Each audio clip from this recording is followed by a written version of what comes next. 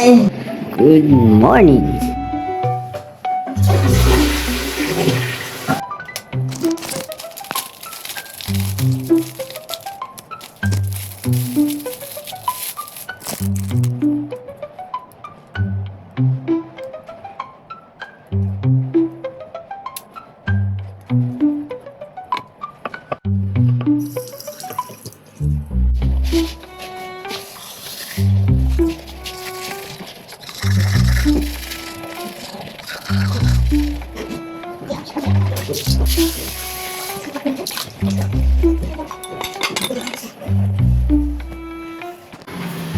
So guys, 6:57 at April 9. It's the second day ng araw natin dito sa Boracay. Ngayong nakaraan na sa Aklan tayo, dito sa pinsan natin. Ngayon, pangalawang araw na natin dito. Ito yung unang buong araw natin dito. Kaya susulitin natin. Mamaya maglakad-lakad tayo sa baba. Kasi tulog pa si Sky. Ayan siya, tulog pa. Hintayin ko lang siya magising. Tapos maglakad-lakad kami sa baba. Ang dami naglalakad sa baba. Saka doon sa may dalampasigan. Nauna na nga doon sila mama at si papa. Aso, hintayin ko pa si Sky. Hindi pa kami kumakain, hindi pa kami nag-aalmusal. Anong oras na rin kasi natulog ng batang to. Ganapalap tayo doon ano. Chicks! Yes. Lapit lang pala yung dagat dito. Ayan lang. Zoom natin. Pagbaba namin, konting lakad lang yan. Wala pang 3 minuto, nandun ka na sa dagat. So guys, update ako ulit pagbalik. Paggising na si Sky. Sana nga. Yes sir, at ayan na nga, nagising na nga si Sky. At alis muna tayo dito, bababa muna tayo para ipalinis yung kwarto. Tapos, ikot-ikot muna kami dito sa may talipapa. Dahil may nahanap din akong cellphone mount ng aking tripod dahil naputol na naman. At kailangan natin maghanap ng matibay-tibay. Pero dahil sobrang aga nga, sarado pa yung mga stall dito sa may sa may talipapa. Kaya ayan, ikot-ikot muna kami. Tapos balik ulit kami dun sa para magpalit si Sky. Tapos kukunin ko na rin yung tripod. Kakabit ko na lang ng pansamantala yung ko mount para makapag-video. Tapos yan, nagpalit na rin si Sky kasi gusto nilang maligo.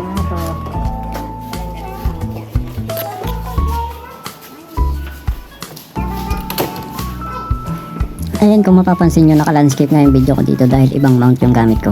Hindi pa rin ako nakabili ng mount na sa cellphone ko. Wala tong landscape. Kaya ayan, yung bodycam na gamit ko ngayon is naka-landscape siya.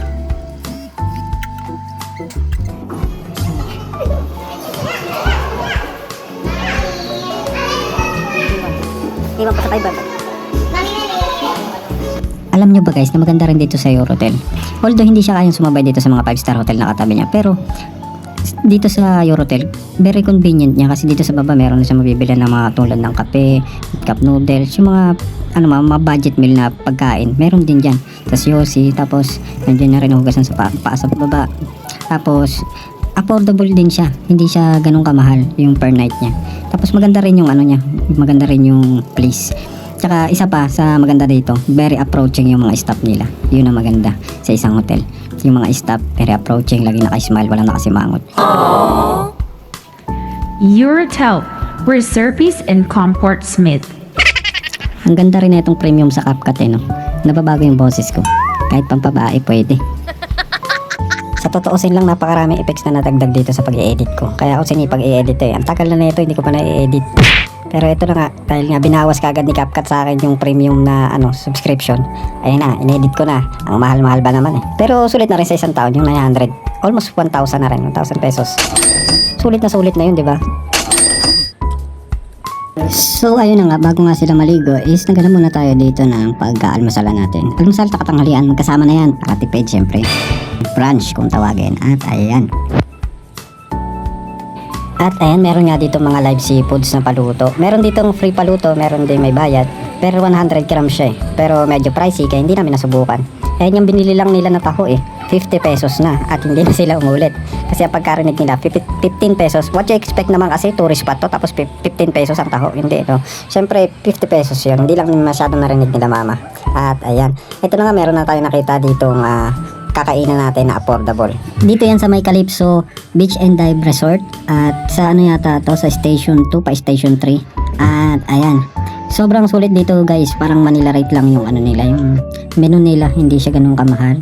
Yung silog nila, at ayan, saka masarap din, hindi siya ganun ka pucho-pucho yung lasa. Tapos makikita mo pa yung surroundings niya, yung ambience niya, sobrang parang luxurious siya tignan, hindi siya ganun ka pangit, hindi siya ganun ka ano. At syempre pagpasalamat natin ang mga nangyayari sa atin araw-araw, meron man o wala, masama man o mabuti, maganda man o hindi maganda ang nangyayari sa atin, syempre lahat yan may purpose, lahat yan may dahilan kung ba't nangyayari. Kaya lahat pagpasalamat mo. Kung may nasa sitwasyon ka na hindi maganda sa ngayon, pagpasalamat pa rin yan dahil lahat yan may dahilan, lahat yan may patutunguhan. Alam ni God kung saan ka niya dadalhin, kung saan ka dapat, basta lahat pagpasalamat mo sa kanya.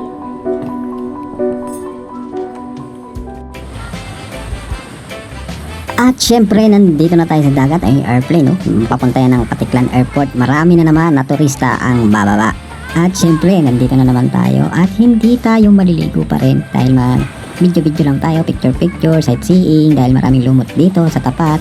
Mamaya muna tayo maliligo. Ayun yung helicopter, oh. Helicopter. Ano yan? 6,000 per 15 minutes, diba? Pag yaman-yamanin ka, kaya mo yan. Gusto nga sumakay dyan kaso wala tayong budget. Pag meron na, sakay tayo dyan. Experience lang ba? Naku, marami na naman manggigigil. At ayan na naman, sige. Daming lumot dito. Tingin sa kilid-kilid, maraming lumot. Pero ang lumot dito ay hindi madulas hindi katulad ng mga lumot sa mga ilog-ilog, hindi siya madulas. Para siyang yung sinulid na matigas, parang yung sapot ng gagamba. Ganun siya, hindi siya madulas. Kaya hindi siya nakakadiri, pwede ka maligo dito. Lalo na dun sa Station 1, hindi masyadong malumot. Dito lang naman sa may Station 2 banda. At ayan, kitang-kita, ang linaw ng tubig. Ayun, nakikita mo ba yung isda?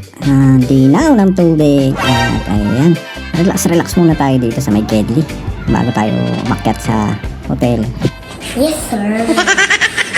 At ayan, pagkatapos nga namin maligo is natulog na si Sky at binantayan ko hanggang magabi na. At ayan, nandito na kami nag-dinner sa may kaninderya. Sobrang sulit dito ng pagkain dahil 100 lang, mayroon ka ng pagkain.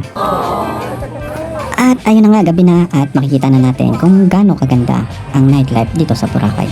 So dito nga buhay na buhay ang mga foreigners, ang mga turista dahil meron dito mga live band, may mga fair dancing, syempre buhay ang bahay alak, may mga bukas na bars at syempre walang gulo.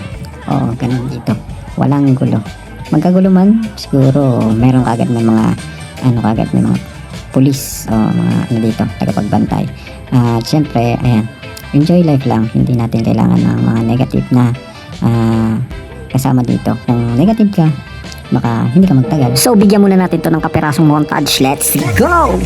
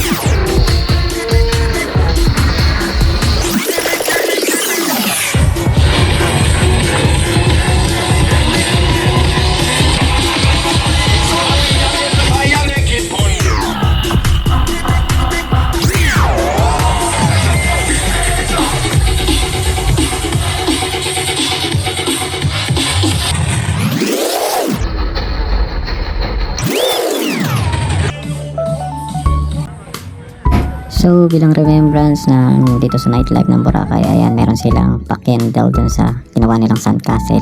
Nag-picture tayo dyan, tapos medyo nag-solo flight muna tayo dito. Pumila ako ng isang kanang Coca-Cola na may halong Jack Daniels. So solve na ako dito dahil wala nga tayo dito ang budget. It's 86 pesos lang yata to pampatulog at wala naman tayong pang bar. Wala tayong pang nightlife. Dito lang tayo. Muni-muni. Nandito lang ba ako? Basta nandito lang ba ako? Si Enlong! Hindi mo naman ako ng pagkakataon gumanda ang buhay ko! Hanggang dito lang ba ako? Ah! Ay!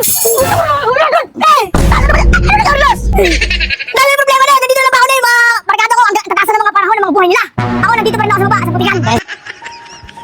Alam mo yung na-realize ko dito sa bakasyon na to? Na kahit anong tago mo, kahit anong layo mo, kahit anong saya mo, hahabulin at hahabulin ka ng problema. Hindi naman mawawala. Hindi mo makakalimutan. Nandun pa rin. Sasabihin natin na at least makalimutan ko kahit saglit. Pero kahit nandun ka, binabagapag ka pa rin. Naisip mo pa rin na pag uwi mo, problema pa rin. Ang hirap kalimutan. Pero isa sa natutunan ko, yung problema, masusolusyonan. Pero yung saya, hindi mo na mababalikan. Pwede kang maging masaya. Choice mo yan. Kaya gawin mo habang nabubuhay ka. Maikli lang yung buhay sa mundo. Kaya piliin mo laging maging masaya. Piliin mo laging maging mabuting tao. Kahit na nandun ka sa pinakamahirap na sitwasyon, wag na wag mong gagawin itulad yung sarili mo sa kanila. Kung pinapakitaan ka nila na hindi maganda, okay lang yun. At least, hindi ka ganun. Darating at darating din naman ang sitwasyon na babaliktad ang pagkakataon. Mahahawakan mo rin ang beat at sila naman ang susunod sa tugtugin. Sabi mo yan, sir!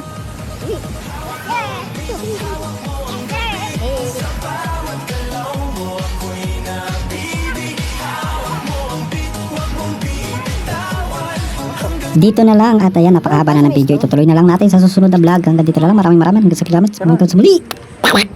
Please like and follow and share.